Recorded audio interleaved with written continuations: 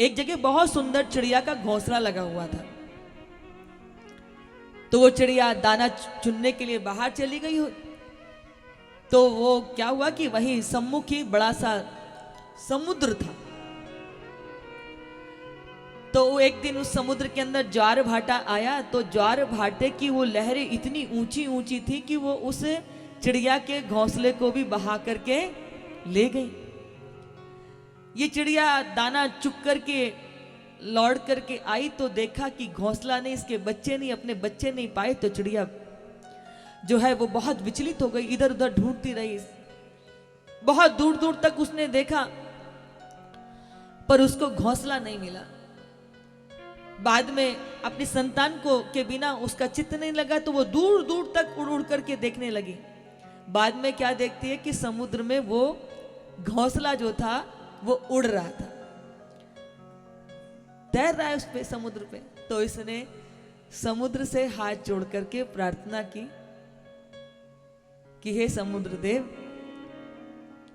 इसमें आपका दोष नहीं है, ये तो प्रकृति प्रदत्त है कि आप में ज्वार भाटा आ गया, परंतु आप मेरे बच्चों को, मेरे घोंसले को वापस कर दो।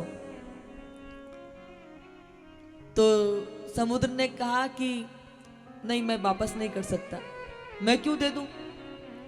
उसने कहा कि नहीं नहीं, आप बड़े हो, इतना विराट आपका जल है, इतना बड़ा आपका हृदय है, मेरे छोटे छोटे से बच्चे, आप मेरा घोंसला वापस कर दो। तो समुद्र ने बहुत अहंकार से बोला कि नहीं करूंगा तो क्या कर लेगी।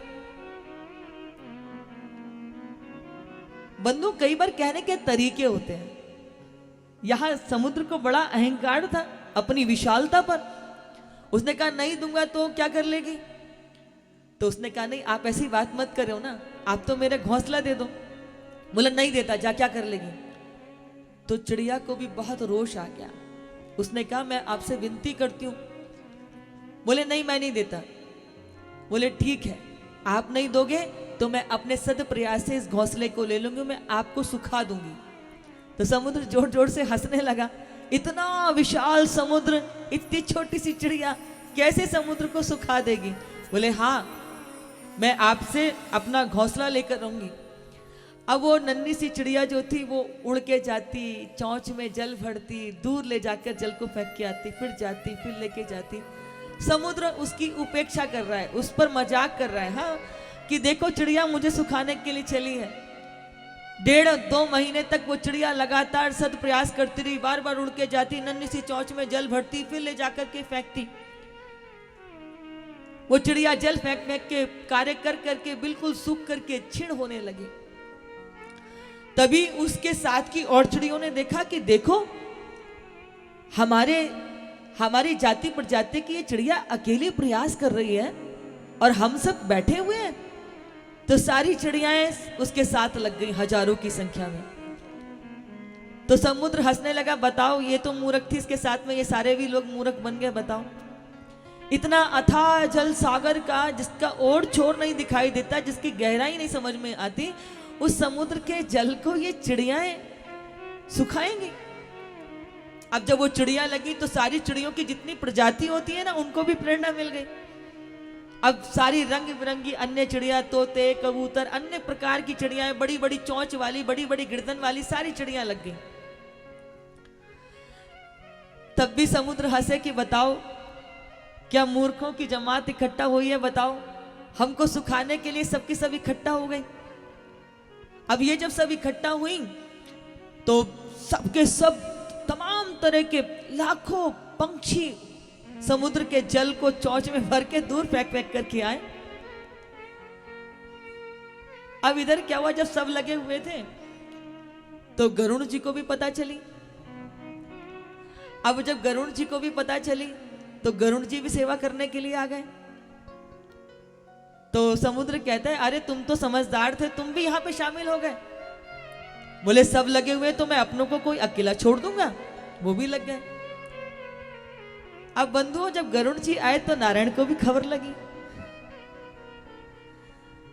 अब नारायण कहते हैं ये क्या हो रहा है, सबके सब इतनी संख्या में समुद्र को सुखाने में लगे हुए थे। बोले तुम सबके सद प्रयास से कोई समुद्र सूख जाएगा? बोले हमारे प्रयास से तो नहीं सूखेगा, पर आपकी कृपा से तो सूख जाएगा। आप तो कृपा कर सकते हो। तो बंधुओं, नारायण ने अपने सुदर्शन को आदेश दिया।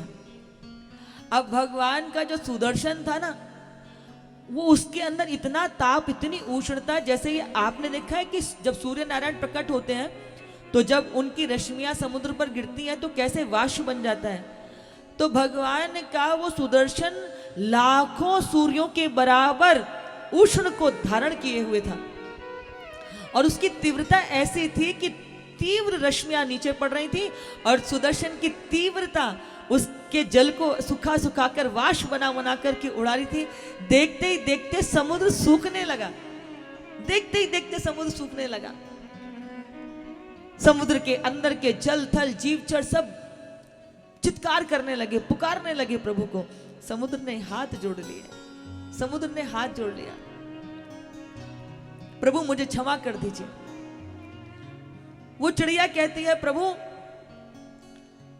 बात इसकी नहीं है कि मुझे घोंसला मिलेगा, पर समुद्र को इतना अहंकार कि मेरा कोई कुछ बिगाड़ ही नहीं सकता।